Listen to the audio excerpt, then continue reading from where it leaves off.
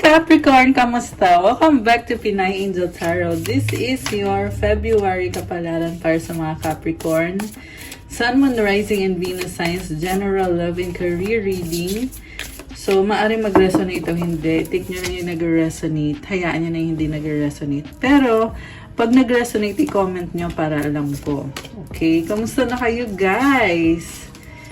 Ready ko lang yung mga cards nyo, Capricorn. Excited ako sa February reading nyo.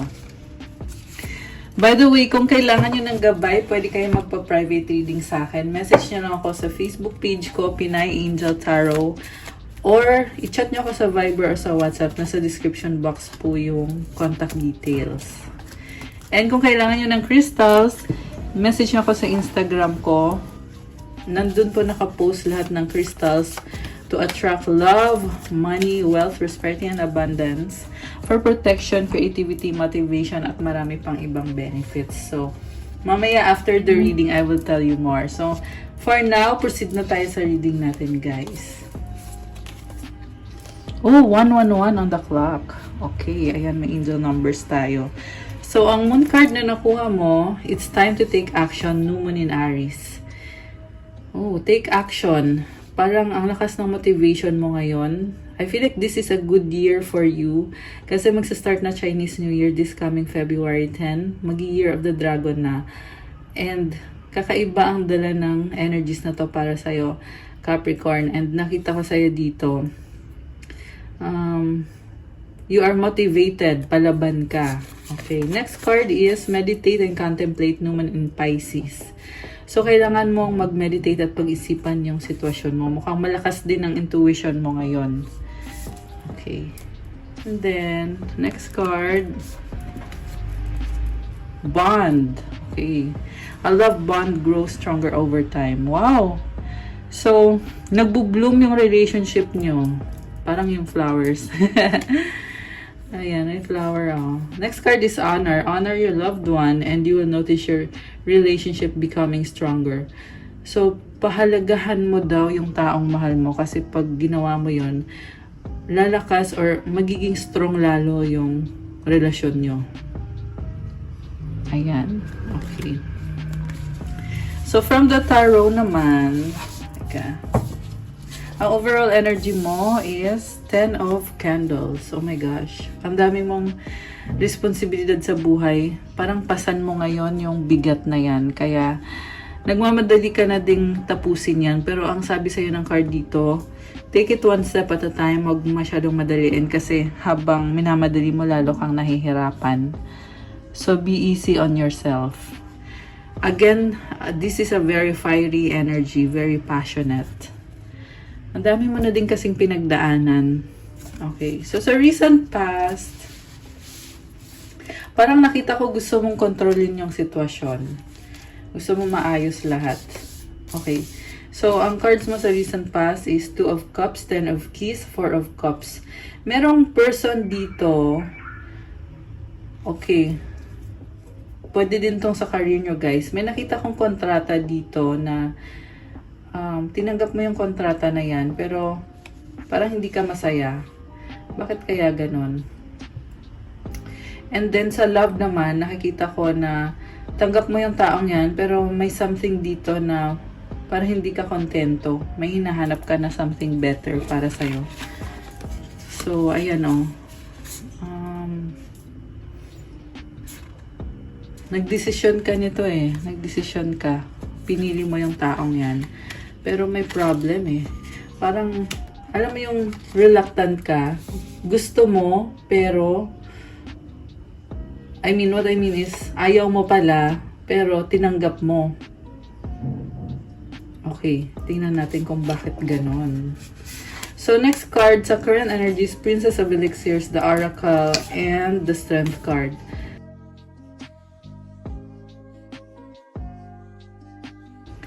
So, ngayon, nakikita ko may opportunity para sa inyo ng taong yan. Very idealistic ka. Gusto mong itama yung mga bagay-bagay. And, I can sense freedom sa part mo. Hindi basta-basta tong connection na to, pero tahimik ka na lang kasi gusto mo na lang talaga maayos yan. Excited ka na din na magkaroon ng bagong simula. Sa near future, King of Talismans, the Death card and the Prince of Talismans.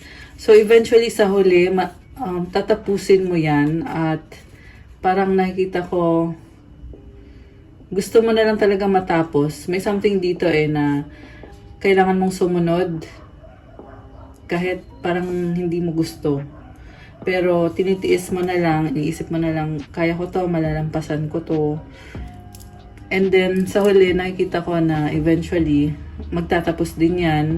Kaya parang sinasabi mo sa sarili mo na yung sacrifices mo magbubunga din naman sa huli. Matatapos din naman yan. At pwede kang magsimula ulit. Grabe. Malalim ng reading natin So gusto kong gumamit ng ibang cards to clarify. I think I will use this one. I-clarify natin yung nasa overall energy. Bakit nabibigatan si Capricorn? May kadil kang tao May kadil kang tao, hindi ka masaya sa naging kontrata nyo or yung kasunduan nyo. Pareho yan sa love or sa career. Iba-iba kasi. Pero i-comment nyo kung alin kayo doon. Okay. Death card, Temperance, Seven of Pentacles. So, sabi ko na nahihirapan ka. Pero pinipilit mo kasi yan yung paraan para umusad ka, magkaroon ng growth. Sa bottom of the deck is Knight of Wands. Parang nagdadalang isip ka, pero nakikita ko kasi na gusto mong gawin yan. Or kailangan mong gawin yan. Kasi andito din yung Temperance. This is about patience. Nagtitiis ka, nag-effort ka kasi gusto mo na yung person naka-deal mo, mag-effort din. Ibigay din niya sa'yo kung ano yung sa tingin mo ay kailangan mo. Mukhang involved yung pera dito. You're working hard, kaya iniingatan mo din yung investment mo. At the same time, nag-iisip ka kung tama ba itong gagawin ko, tama bang mag-take ng risk. Gusto mo kasi in control ka So, I feel like doon nagkakaproblema kasi parang hindi mo makontrol. Gusto mong kontrolin pero hindi mo makontrol. Okay. Pero masaya ka naman sa ginagawa mo. What I mean by masaya is motivated ka. Andun yung motivation mo kasi gusto mo ayusin yung sarili mo. Okay. Sa recent past, tingnan natin. Bakit? Ano tong kasunduan na to?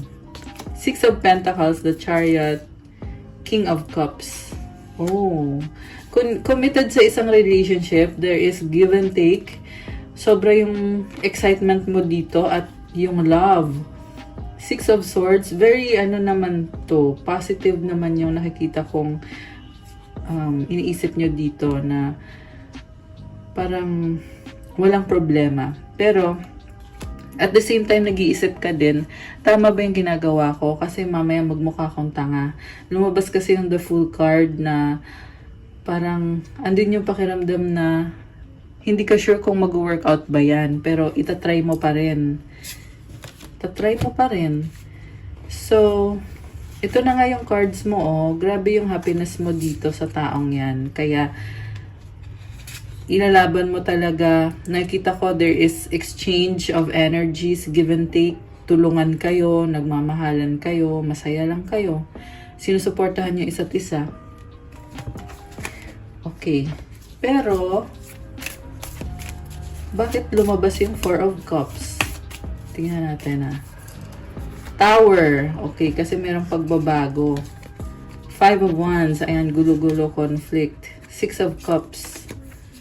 Knight of Swords. Oh my gosh. Bigla ang conflict. 444 on the clock. Grabe, pagtingin ko dito sa phone. Dito sa camera, I mean. Ayan, angel numbers 444. So, kung nakikita nyo yung numbers na yun, may mensahe para sa'yo dito. So, ito na nga, meron kasing bigla ang nangyari na conflict dito. Na-involve ka sa conflict na to. Nagkikare ka kasi sa taong yan kaya kahit parang napipressure ka, ang tindi ng pressure mo dito. Pero gagawin mo ng paraan para sa kanya. Kasi mahal mo siya, gusto mo siya. Okay.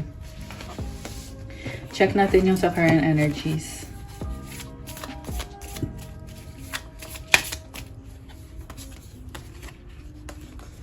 So, teka.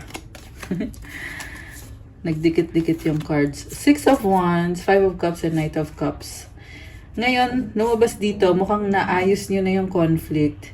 Pero for some reason, malungkot ka dito. Bakit ganon? Okay na eh. Parang nasanay na kayo sa isa't isa, pero meron kang panghihinayang. And very idealistic yung nakikita ko sa'yo. Masyado kasing mataas ang standards mo. Ayan, mataas yung standards mo dito eh. Very idealistic ka. Kaya parang wish mo na sana, parang meron kang wish na gusto mo sana ganito pero hindi natutupad. Ayan, hindi mo nakukuha yung wini-wish mo. So parang iniisip mo, worth it ba na pagpatuloy ko to? Hindi naman ito yung gusto ko. Okay. Tingnan natin tong dalawang to. 8 of Swords and the Knight of Pentacles. So, sobrang mong iniisip tong sitwasyon na to. Merong, parang tuloy-tuloy yung pag-iisip mo or baka mabagal yung movement dito. Baka, parang nakita ko hindi ka makaalis or wala kang magagawa sa isang sitwasyon. Kahit gusto mong gawa ng paraan, pero wala kang magagawa. Okay. So, clarify natin yung tumalon yung card.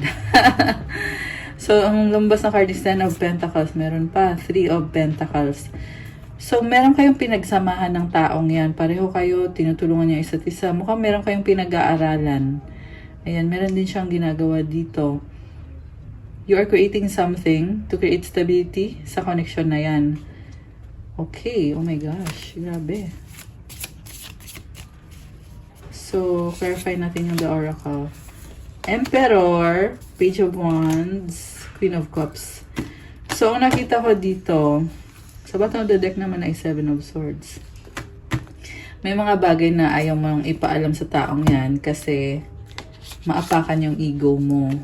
And parang, ang nakita ko dito, posible na nagka-clash kayo kasi may mga bagay na ito yung gusto mo, tas iba naman yung gusto niya.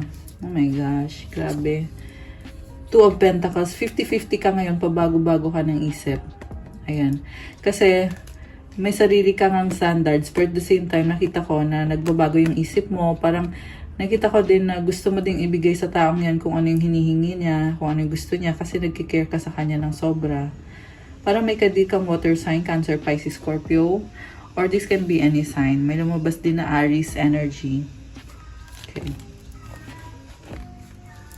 Pero guys, ang nakita ko dito kasi, hindi mo sinasabi sa kanya yung totoo. Ayaw mo magsalita sa ngayon. Okay? May nakita din ako energy ng bata. Baka may kadil kayong bata. Okay. So, sa near future, King of Talismans. Okay, clarify natin yon. Kasi ang nakita ko dito,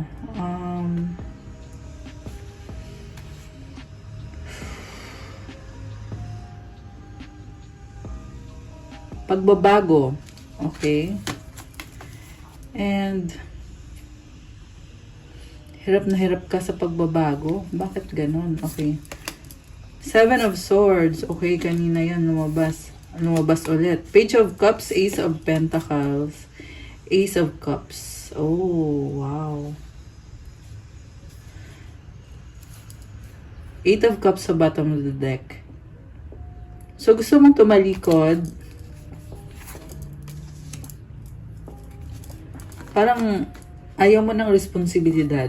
Yun yung nakita ko sa'yo. Pero ayaw mong aminin sa taong yan. Na parang baka nagiging pabigat na siya sa'yo. Nabibigatan ka na masyado. Kaya ito ka oh. Ayan, nakatalikod. Diba? Siguro guys, kung nabibigatan ka, mag-set ka ng boundaries. Be open na sabihin mo kung ano yung prefer mo. Diba? Or kung paano mo gusto gawin yung mga bagay-bagay. Baka nga ginagawa mo na nga. So, Ace of Pentacles, Ace of Cups. May nakita naman akong bagong simula dito. Ang ganda kasi sunod-sunod, oh. Ace of Pentacles, tsaka Ace of Cups. Wow, exciting. Exciting.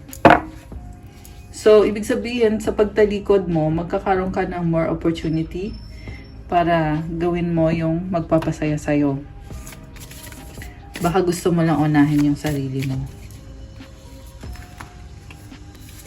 Magician, Eight of Wands, Four of Swords. You are manifesting, pero ayaw mong ginugulo ka. Gusto mong mag-isa. Okay?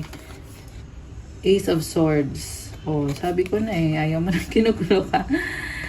Ayan, kahit na maging harsh ka, pero pinaglalaban mo yung privacy mo.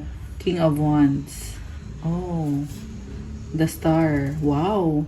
Alam mo, nakikita ko, pag nakafocus ka kasi sa sarili mo, sa craft mo, or sa career mo, sa trabaho mo, makukuha mo kasi yung success. Kasi connected ka sa heavens. Ayan, naghugis puso pa yung mga stars dito. Oh.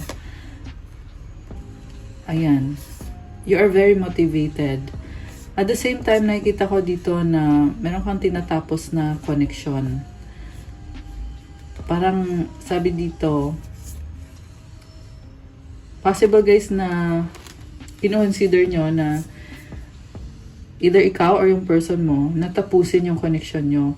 Pero you know what, feeling ko sa energy ng person mo to eh. Merong nagtapos dito oh. Ayan, nakikita ko tatalikuran ka ng taong yan. Oh, ikaw tumalikod ka or gusto mong tumalikod, tas ito ganun din. Pero magkaiba kayo ng style. Ikaw sa'yo, mas emotional ka. Sa kanya naman, mas isip yung ginagamit. Parang sinasabi niya dito, gusto ko na lang tapusin lahat to. Uy, nalaglag. Okay. So, andito si Empress. So, itong babaeng to, napaka lakas ng confidence niya sa sarili. Baka, ayan, kita mong ganda ng aura niya. Oh. Parang gusto na lang niyang manahimik at i-enjoy din yung buhay niya. Ayan, kaya nakita ko, may gusto siyang tapusin or gusto niyang tapusin yung connection sa'yo. Okay, Page of Pentacles. Sorry. Ayan. Parang sinasabi niya, sorry, pero ito yung gusto ko. Nahirapan din siya eh. Sa totoo lang, nahirapan din siya na humiwalay. Nalulungkot. Ayan, meron siyang Moon. Five of Swords, Page of Swords. Moon and the Wheel of Fortune. Okay? So, parang gusto niya na siya yung habulin mo, siya yung i-pursue mo. Yan yung sabi dito sa reading mo. Anong outcome para kay Capricorn? Kuha tayo ng outcome cards. Ten of Wands and the Sun. Okay, gusto mo pa rin in control ka. Masaya ka naman sa lahat ng nangyari. Nag-enjoy ka naman. Nabibigatan ka ngayon. Hirap na hirap ka. Three of Cups. Okay, may nakita ko mga friends na gustong kumonek sa'yo. Celebration. Oh, okay. So, from this card, kukuha ko din kayo. Kakaiba yung reading natin ngayon. Pero i-comment nyo kung nag-resonate or kung kayo ba yung nasa story na ito. So, Six of Wands, Prince of Elixirs, Eight of Cups. Ma-overcome mo yung conflict, pero nakatalikod ka na, Capricorn. Ayaw mo nang masaktan, ayaw mo nang maging emotionally invested sa taong yan kasi nabibigatan ka na eh. Pero ma-overcome mo naman yung conflict. Nakita ko, maano ka, maalaga, mapagmahal, caring, nakikisama ka. Kaya, mukhang kaya, yan yung dahilan kung bakit nahihirapan ka kasi nakikisama ka kahit parang labag sa loob mo eh. Ayan, parang napipilitan ka na lang. Kuha ko kayo ng advice cards. Anong advice sa situation ni Capricorn ngayon?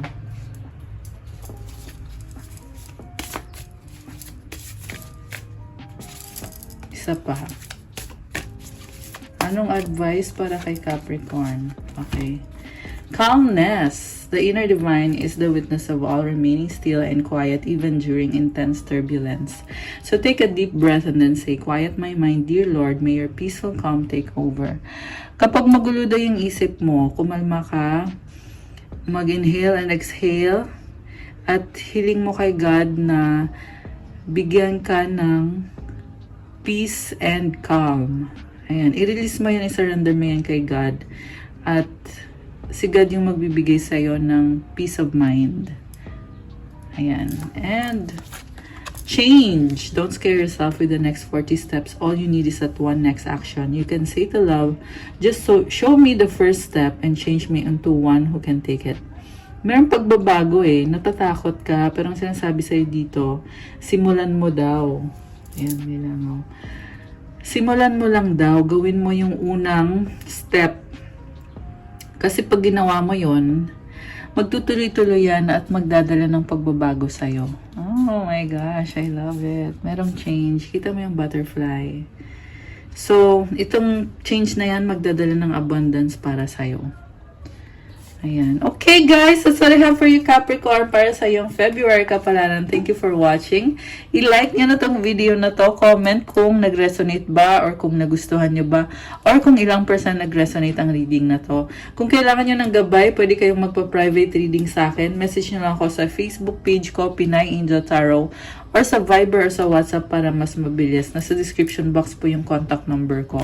And kung gusto nyo mag-avail ng crystals, kagaya ng nakikita nyong mga ginagamit ko, message nyo lang ako sa Instagram ko. Marami at iba-iba po mga crystals. Meron tayong pang-attract ng love, pang-attract ng money, for motivation and self-confidence, for vitality, clarity of mind, happiness, authenticity, to protection, spiritual protection, for grounding, for attract wealth ulit, abundance, protection for travel, for good communication, and good flow of money. Yan yung mga iba-ibang benefits ng crystals na sinusuot ko ngayon.